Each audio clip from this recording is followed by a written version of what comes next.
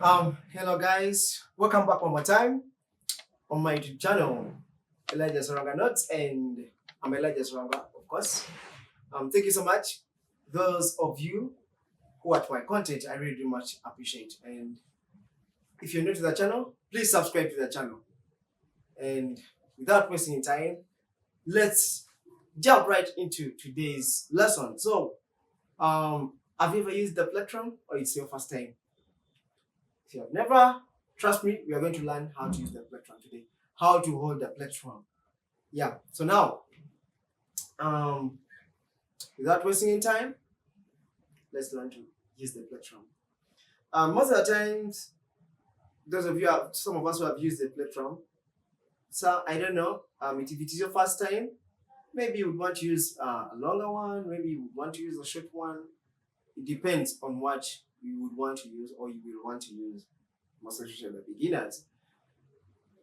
I think me over the time I've been using the plectrum, the short ones work for me. Yeah, they really work for me.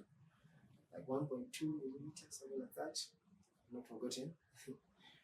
Yes, I always prefer using the short ones.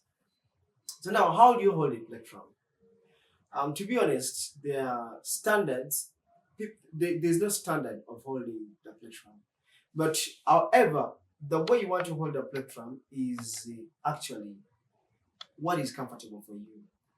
Remember how we used to be at school, and like everyone held their pen in a different way, and it's so certain and it's so amazing that those who felt like they held their pens in a weird manner, they had the best handwritings. So now, for that matter, it's like as if they just have an imagination as if you're going to hold a pen for the first time. You always want to find a comfortable way for you to write. So it's the same thing with the plectrum. Some I remember when I was starting, I was holding mine like this. I was holding it like this. Mm. And I used to hanker my little finger here,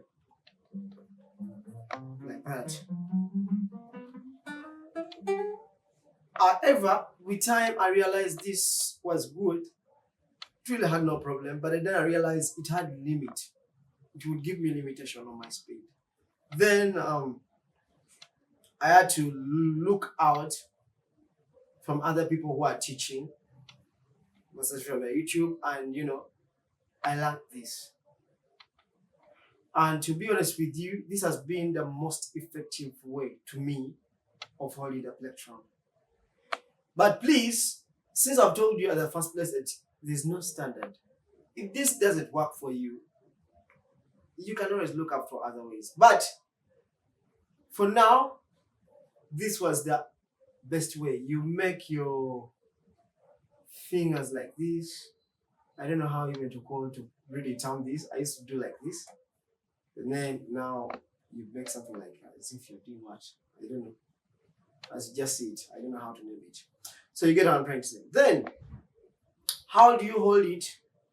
Those days I used to hold it like this, but then with this kind of gripping,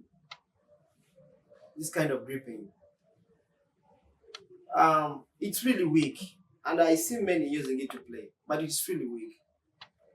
Most especially if you want to play and you want to emphasize a note that you're going to play, something like that, it's really a weak kind of grip. But however, over the months that I was trying to find out which way would really best work for me, I realized that this kind of gripping was really fun, and it would give me control over how I play through the strings. Yes. So now it's simple. Get your plectrum, put it on your index like this,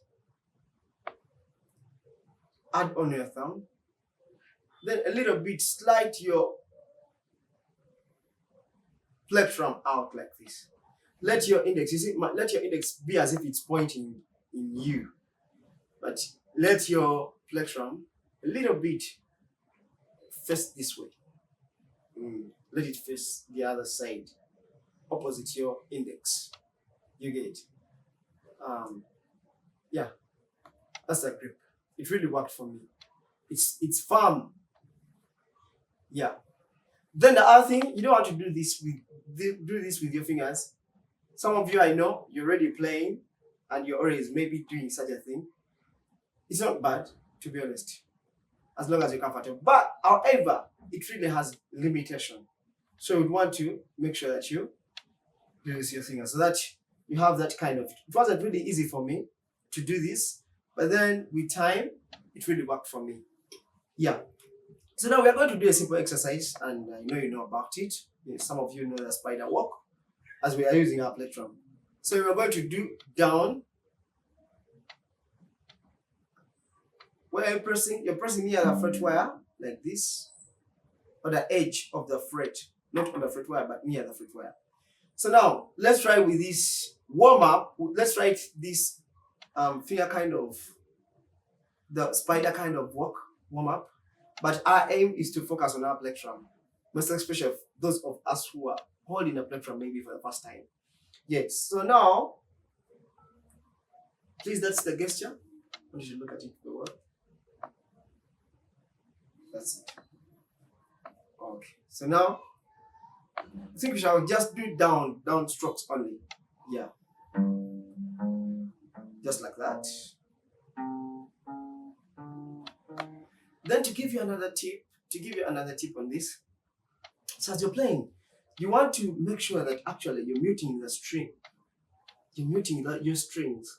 And those days I used to mute with my palm because I used to do this. But then when I developed this, I started muting with this. Or even sometimes I use this place here. So you know, with all this, it's about your comfort. What you find easy for you. You can use either this. There's no rule. Or you can use this. But it's about, because we are all created differently. We always find what is easy for me. To be honest, this, when I use this to mute the strings that I'm not playing. It works for me rather than even this. Yeah. So now, use whichever that you feel like using. Of course, if you now, for example, this is the string. Of course, now this one we create that space. You get it. Then, as you're moving, you want to mute it. Then you go to the next one. You see, you also mute this one. You mute the second one like that. So you do the shifting.